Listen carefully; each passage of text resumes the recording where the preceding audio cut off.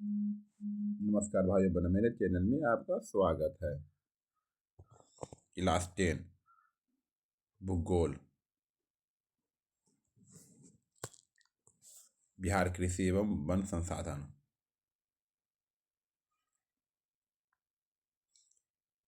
Chapter 1, chapter 2, chapter 3, chapter 4 upload कर दे जाएगा, देख लीजिए। पॉलिटिकल साइंस का भी अपलोड कर दिया, all to all chapter. History का भी अपलोड कर दिए हैं, केमिस्ट्री, बायोलॉजी, फिजिक्स, तीनों का। ऑब्जेक्टिव,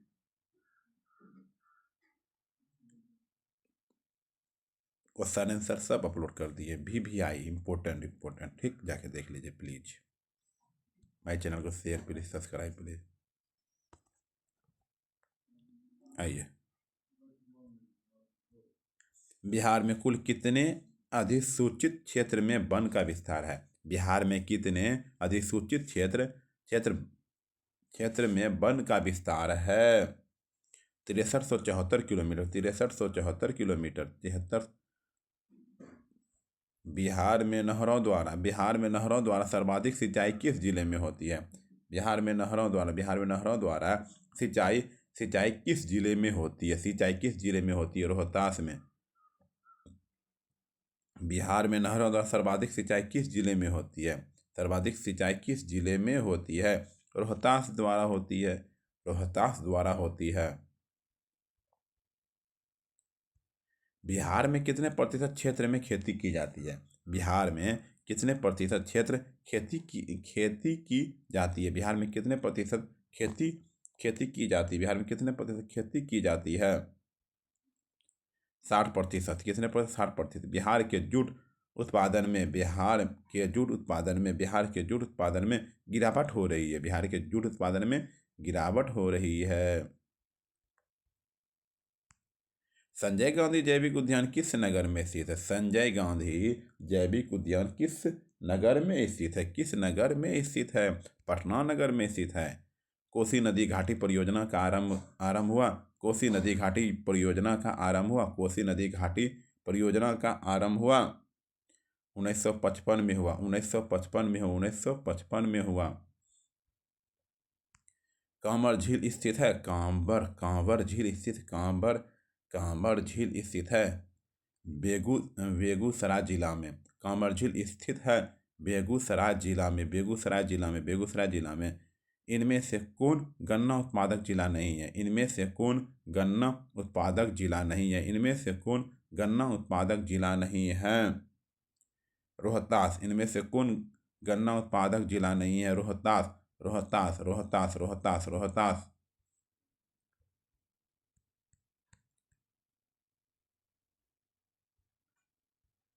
तंबाकू उत्पादक क्षेत्र है गंगा का दियारा। कुशेश्वर स्थान किस जिले में है? कुशेश्वर स्थान किस जिले में है? दरभंगा में है। कुशेश्वर स्थान किस जिले में है? दरभंगा में है। कहाँ? दरभंगा में है। गंडक परियोजना का निर्माण किस स्थान पर हुआ है? गंडक परियोजना का निर्माण किस स्थान पर हुआ है? वाल्मीकि नगर पर। गंडक परियोजना का निर्माण किस स्थान पर हुआ है? वाल्मीकि नगर पर हुआ है। राज्य की कितनी प्रतिशत जनसंख्या कृषि कार्य में नहीं लगी हुई है? राज्य की कितनी प्रतिशत जनसंख्या कृषि कार्य में लगी हुई है? 80।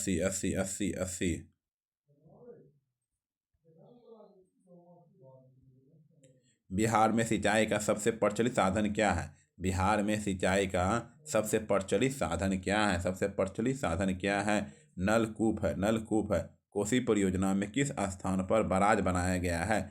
कोसी परियोजना में किस स्थान पर बराज बनाया गया है? हनुमान नगर। बिहार में जिलों की कुल संख्या कितनी? बिहार में कुल जिलों की संख्या कितनी है? 38 है। बिहार में कुल जिलों की संख्या 38 है। सासाराम में किस जिले का मुख्यालय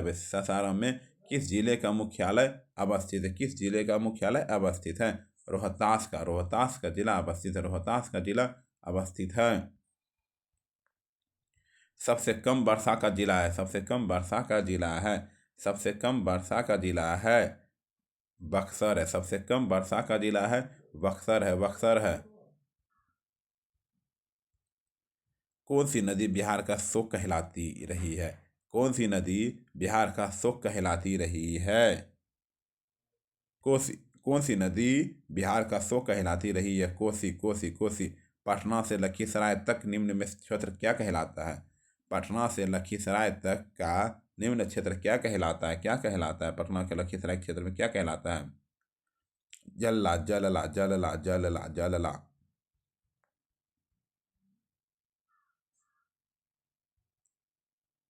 इनमें कौन सी नदी सालों भर जल पूर्ति नहीं कर रहती है? इनमें कौन सी नदी सालों भर जल पूर्ति नहीं करती है? चीड़ चीड़ चीड़ चीड़ चीड़।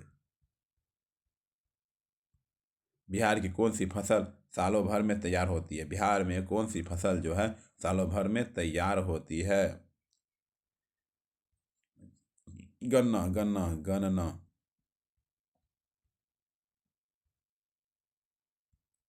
बिहार में किस प्रकार के वन पाए जाते? बिहार में किस प्रकार के वन पाए जाते हैं? पतझड़। बिहार में किस प्रकार के वन पाए जाते हैं? पतझड़। बिहार की फसल सघनता कितनी है? बिहार की फसल सघनता कितनी है? 1.06। 1.06। बिहार की फसल सघनता कितनी है? 1.06। 1.06।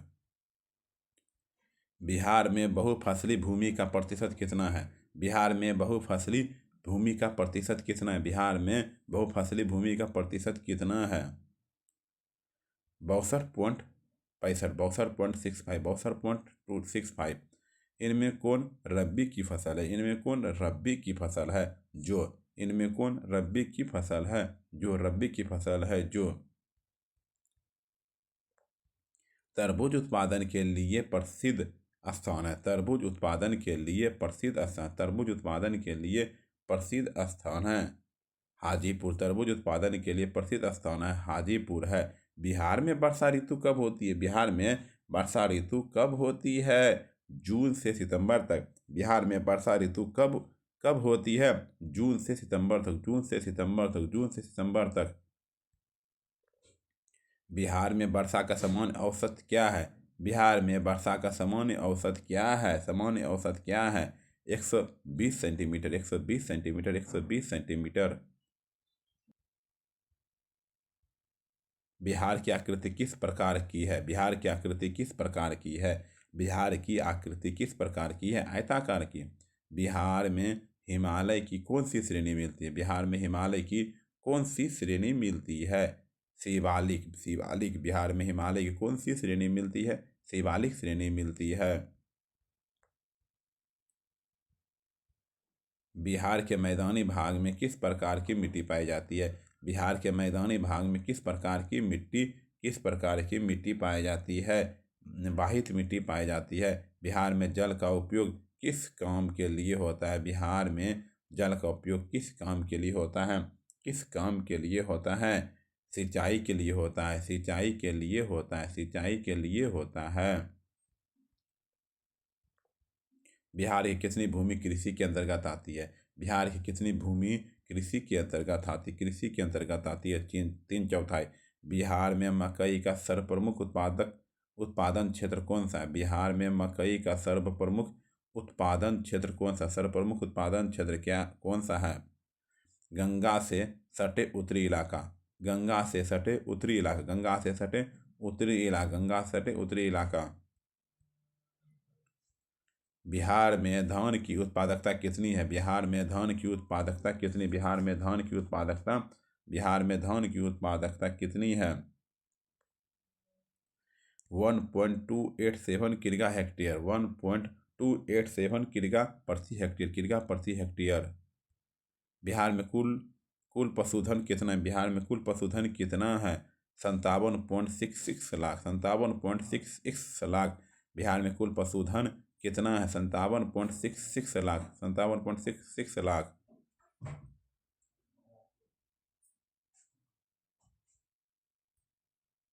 गंडक परियोजना का मुख्य उद्देश्य क्या है?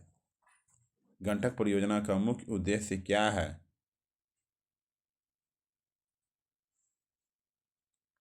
सिंचाई। गंडक गंडक परियोजना का मुख्य उद्देश्य क्या है? सिंचाई है। राज्य के किस क्षेत्र में धारू जनजाति रहती है? राज्य के किस क्षेत्र में धारू जनजाति रहती है? धारू जनजाति रहती है उत्तर पश्चिम में, उत्तर पश्चिम में, उत्तर पश्चिम में। किस स्थान के निकट गंगा एकाएक दक्षिण की ओर मुड़ जाती है? किस स्थान के निकट गंगा एकाएक दक्षिण की ओर मुड़ जाती है? गंगा एकाएक दक्षिण की ओर मुड़ जाती है। राजमहल की पहाड़ी, राजमहल की पहाड़ी, राजमहल की पहाड़ी, राजमहल की पहाड़ी, राजमहल की पहाड़ी, राजमहल की पहाड़ी। आइए शॉर्ट क्वेश्चन पे अब चलते हैं, ध्यान देते हैं शॉर्ट क्वेश्चन।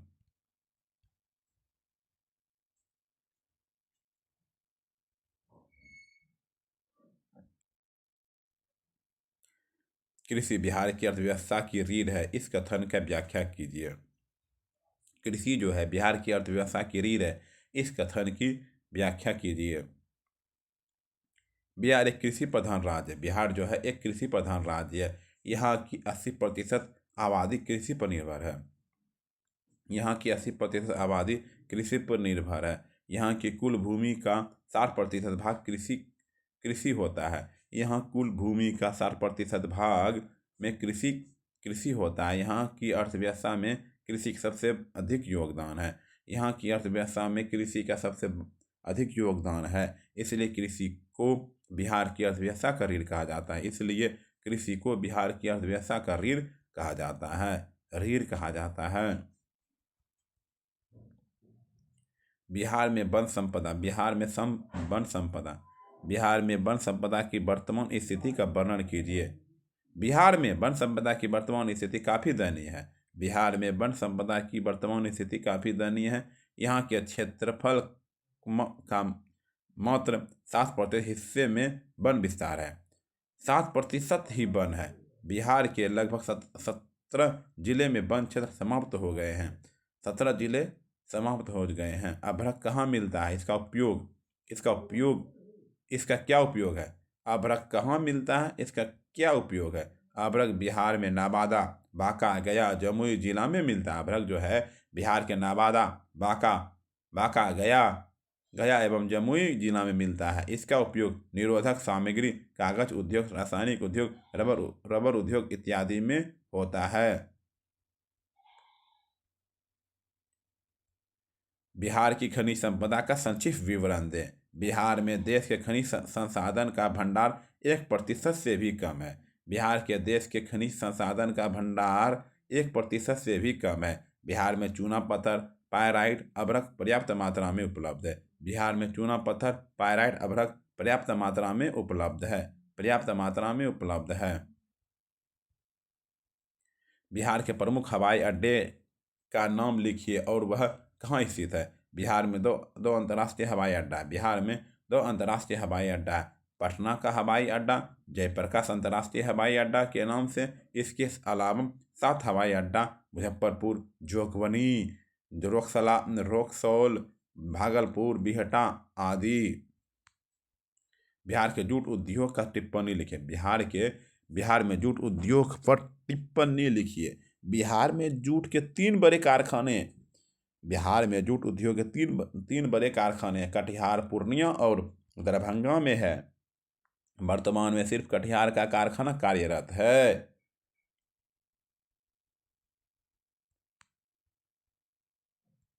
बिहार की जनसंख्या सभी जगह एक समान नहीं है, स्पष्ट कीजिए। बिहार की जनसंख्या सभी जगह एक समान नहीं है। कहीं कहीं जनसंख्या बहुत अधिक है तो कहीं बहुत कम है।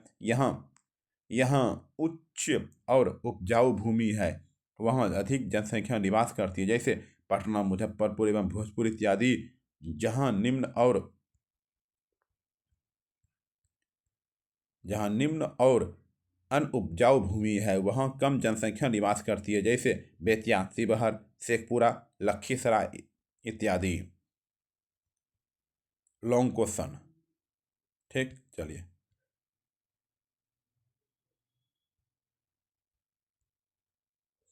कृषि बिहार की अर्थव्यवस्था की रीढ़ है। कृषि जो है बिहार की अर्थव्यवस्था की रीढ़ है। इस कथन की व्याख्या कीजिए। इस कथन की व्याख्या कीजिए। बिहार में 90% लोग गांव में रहते हैं और यहाँ की 80% आबादी कृषि पर निर्भर है। यह एक कृषि प्रधान राज्य है। बिहार 90% लोग गांव में रहते हैं, सही बात है, और यहाँ 80% आबादी कृषि कृषि निर्भर है। यह एक कृषि प्रधान राज्य है। झारखंड के अलग हो जाने के बाद बिहार के लोगों के लिए, झारखंड अलग अलग हो गया, बिहार के लोगों के लिए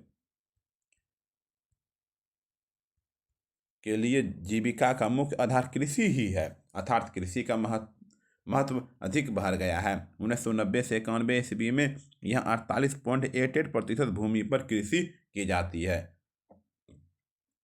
2005 से 2006 में बढ़कर 59.37% हो गया है। यहाँ भदई और अगहनी फसल, धान, ज्वार, बाजरा, मकई, अरहर और गन्ना उपजाए जाते हैं। रबी फसल में गेहूं, जो दलहन एवं तिलहन उपजाए जाते हैं, और गर्मा फसल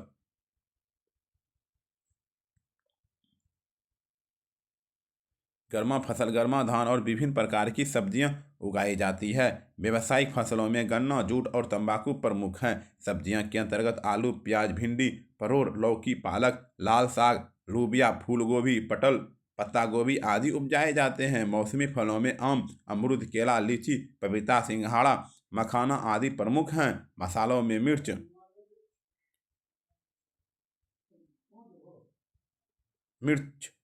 हल्दी, अदरक, धनिया, सौंफ, लहसुन आदि की खेती की जाती है। बिहार में विभिन्न प्रकार के खाद्यान्न, दलहन, तिलहन, व्यावसायिक फसल, मसाले एवं फलों का उत्पादन किया जाता है, जिसके फलस्वरूप बिहार की अर्थव्यवस्था रीढ़ कृषि है। रीढ़ कृषि है।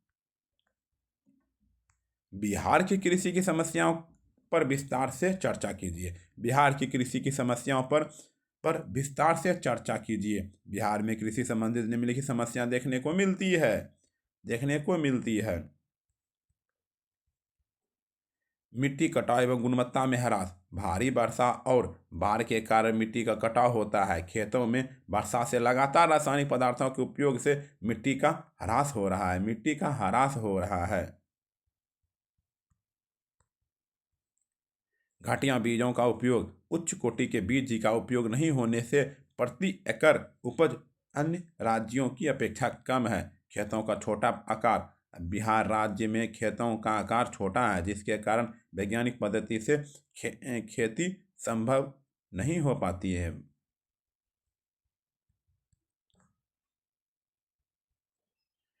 किसानों में रूढ़िवादिता का भावना।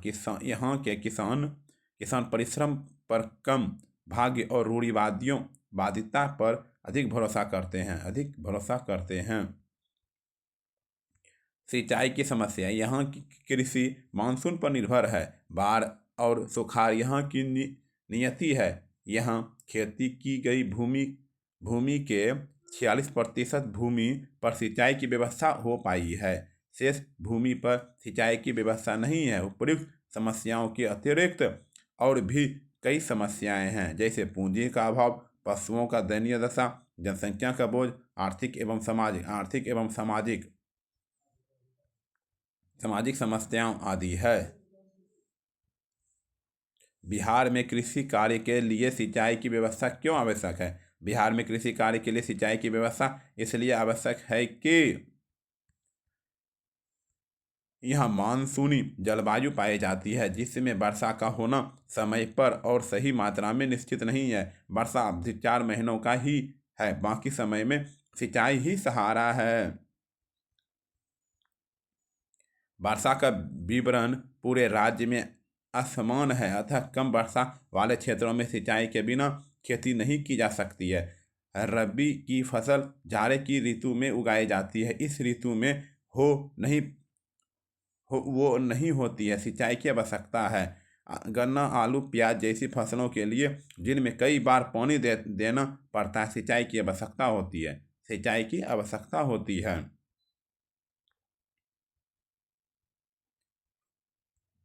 गंगा के दक्षिण में सोन, पुनपुन, फल्गु, चानन प्रमुख नदियां हैं। यह सब बरसाती नदियां हैं जो वर्षा ऋतु में ही प्रभावित रहती है और उत्तर की ओर बहते हुए गंगा से मिल जाती है। ये नदियां ग्रीष्म काल में सूख जाती है। बिहार के कृषि आधारित किसी एक उद्योग, चीनी उद्योग के विकास एवं वितरण पर प्रकाश डालिए। बिहार में कृषि पर आधारित उद्योग में चीनी उद्योग का स्थान प्रमुख है। 20वीं सदी के मध्य तक भारत में चीनी उद्योग के क्षेत्र में बिहार का महत्वपूर्ण स्थान था। 1960 ईस्वी के बाद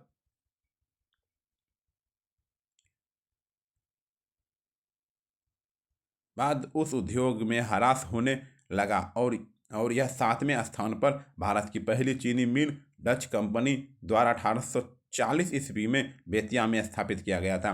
पूर्व में यहाँ चीनी की मिलों की संख्या 29 थी, परंतु 2006-7 ईस्वी में घटकर केवल 9 रह गई है। वर्तमान समय में चीनी का कुल उत्पादन 4.52 मीट्रिक टन है। बिहार में चीनी की अधिकतर मिलें उत्तर पश्चिमी क्षेत्र में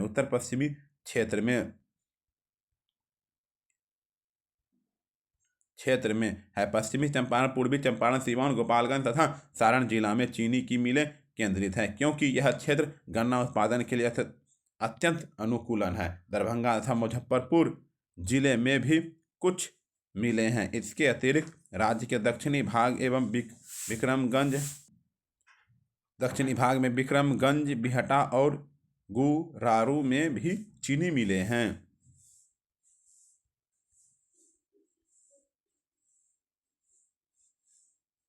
राज्य में चीनी उत्पादन को बढ़ाने के लिए 11वीं पंचवर्षीय योजना में विशेष बल दिया गया है। बंद चीनी मिलों को पुनः चालू करने के लिए कार्यक्रम बनाया गया है। राज्य सरकार ने निर्णय लिया है कि 11 बंद चीनी मिलों को परिचालन में जिम्मेवारी रिलायंस, हिंदुस्तान पेट्रोलियम तथा बहुराष्ट्रीय कंपनियों को दे दी जाएगी। बिहार की प्रमुख नदी घाटी परियोजना संक्षेप में लिखें। सोन नदी घाटी परियोजना, यह परियोजना बिहार की सबसे पुरानी तथा पहली नदी घाटी परियोजना है। इस परियोजना का विकास अंग्रेज सरकार द्वारा 1874 में हुआ था। 1874 में हुआ था। इससे डेहरी के निकट से पूर्व एवं पश्चिम की ओर नहरें निकाली गई है। इसकी कुल लंबाई 130 किलोमीटर है। इस नहर से पटना एवं गया जिले में कई शाखाएं तथा उप शाखाएं निकाली जाती है, जिससे औरंगाबाद, भोजपुर, बक्सर, रोहतास जिले की भूमि सिंचित की जाती है। वर्तमान में इससे कुल 4.5 लाख हेक्टेयर खेतों की सिंचाई की जाती है। सूखा प्रभावित क्षेत्र की सिंचाई की सुविधा प्राप्त होने से बिहार की दक्षिण पश्चिम क्षेत्र का प्रति हेक्टेयर उत्पाद का व्यय बढ़ गया और चावल की अधिक खेती होने लगी। इस कारण से इस क्षेत्र को चावल का कटोरा कहते हैं। गंडक नदी घाटी परियोजना, इस परियोजना का निर्माण गंडक नदी पर हुआ तथा इसका मुख्यालय वाल्मीकि नगर है। इस परियोजना द्वारा गंडक नदी क्षेत्र की विशाल भूमि पर सिंचाई तथा विद्युत उत्पादन होता है। इसमें मुख्यतः पूर्वी एवं पश्चिमी चंपारण, भेसला, लोटन, वाल्मीकि नगर, वीरपुर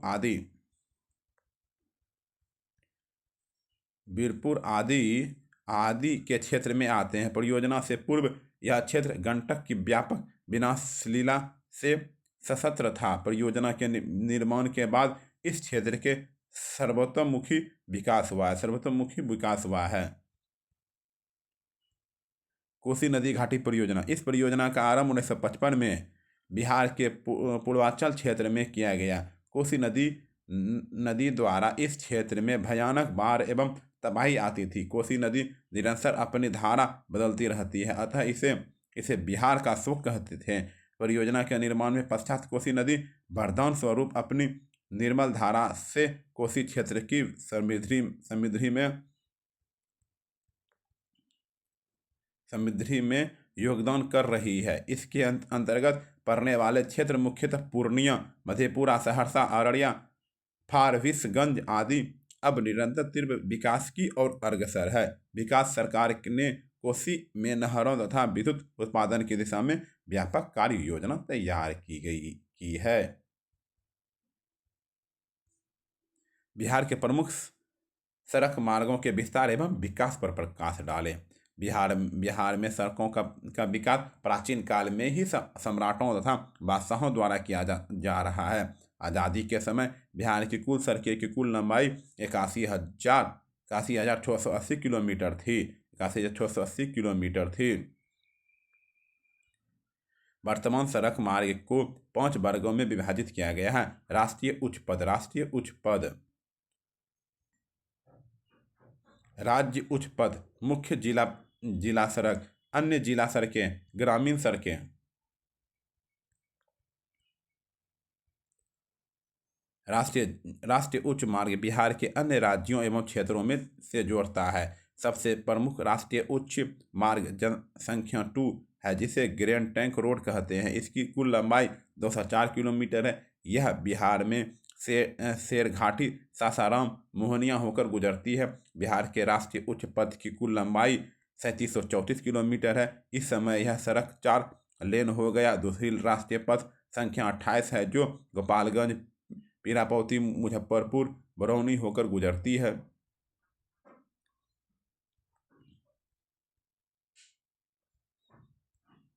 बिहार में यह 266.30 किलोमीटर लंबी है। बिहार में सबसे लंबी उच्च पथ 398 किलोमीटर लंबी उच्च पथ संख्या 31, यह रजौली घाटी बख्तियारपुर बरौनी सड़क है। बिहार में 3849.22 किलोमीटर राज्य उच्च पथ पर विस्तार है। इन सड़कों की देखरेख बिहार सरकार करती है और यह मुख्य रूप से जिला मुख्यालयों को जोड़ता है। मुख्य जिला सड़कों की लंबाई इतना किलोमीटर। राज्य में सबसे अधिक विस्तार ग्रामीण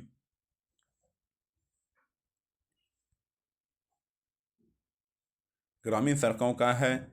इसका कुल लंबाई इतना किलोमीटर है, जिसका रख रखाव ग्राम पंचायत या प्रखंड विकास कार्यालय द्वारा होता है।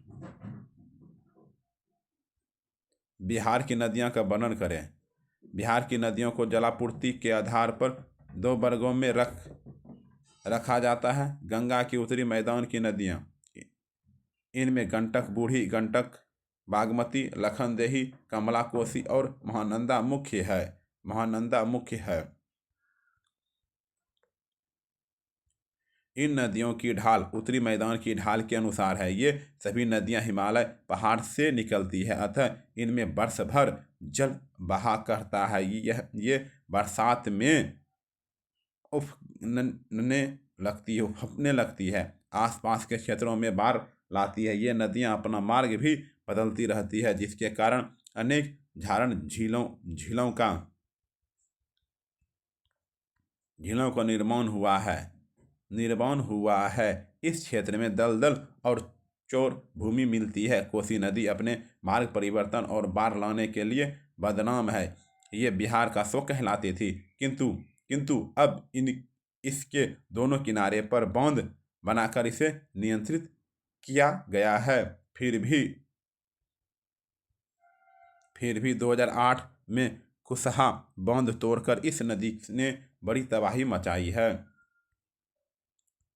गंगा से दक्षिण मैदान की नदियां इस क्षेत्र में मुख्यतः सोन, पुनपुन, फाल्गु, चानन और चीड़ नदियां प्रभावित है। ये सब नदियां दक्षिण से उत्तर की ओर प्रभावित होकर गंगा से मिलती है। इन नदियों में केवल वर्षा का जल ही प्रभावित होता है, इसलिए ग्रीष्मकाल में ये नदियां सूख जाती है। बरसात में ये नदियां भी उमड़ पड़ती है और आसपास के क्षेत्रों में बाढ़ लाती है।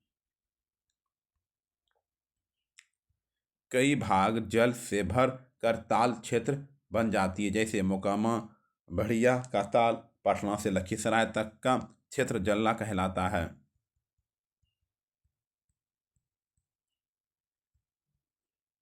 बिहार की जनसंख्या के घनत्व का विस्तार से चर्चा करें। बिहार राज्य में प्रति वर्ग किलोमीटर जनसंख्या का घनत्व 2011 ईस्वी की जनसंख्या के अनुसार 1106 व्यक्ति। बिहार के विभिन्न भागों में जनसंख्या के घनत्व में अंतर पाया जाता है। इसे निम्न प्रकार से देखा जा सकता है। से देखा जा सकता है। अत्यधिक घनत्व वाले जिला, इसके अंतर्गत पटना, सीतामढ़ी, वैशाली, दरभंगा, सारण,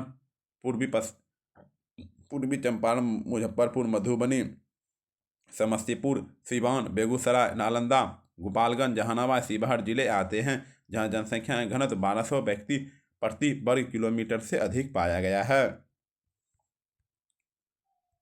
उच्च घनत्व वाले जिले, इसके अंतर्गत वे जिले आते हैं जिसका घनत्व 1000 से 1200 व्यक्ति प्रति वर्ग किलोमीटर है। इनमें पूर्णिया, कटिहार, भागलपुर, भोजपुर, मधेपुरा, सहरसा, बक्सर, खगड़िया, अरवल जिले आते हैं। मध्यम घनत्व वाले जिले, इसके अंतर्गत 800 से 1000 व्यक्ति प्रति वर्ग किलोमीटर जनसंख्या घनत्व पाया जाता है। इसमें मुख्य रूप से गया, अररिया, सुपौल, नवादा, किशनगंज, मुंगेर, शेखपुरा जिले आते हैं। कम घनत्व के जिले, यहाँ 600 से 800 व्यक्ति प्रति वर्ग किलोमीटर जनसंख्या घनत्व पाया जाता है, जिसमें पश्चिमी चंपारण, रोहतास, औरंगाबाद, लखीसराय जिले आते हैं। अत्यंत कम घनत्व वाले जिले, यहाँ 600 व्यक्ति प्रति वर्ग किलोमीटर से भी कम जनसंख्या घनत्व पाया जाता है। इसमें बांका, जमुई एवं कैमूर जिले आते हैं। धन्यवाद। अगला चैप्टर में फिर मिलते हैं। ठीक, लाइक को शेयर करें, कमेंट करें, सब्सक्राइब माई चैनल प्लीज़।